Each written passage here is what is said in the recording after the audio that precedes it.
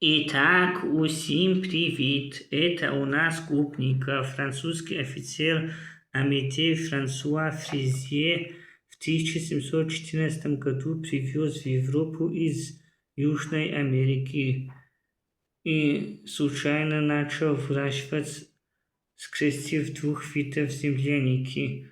Таким образом появился вот такой ароматный фрукт клубника. Да, эта ягода и фрукт содержит витамины В9, ППЦ, также кальций, магний, марганец, железо, йод и другие полезные минералы и витамины. Поэтому надо кушать часто клубнику.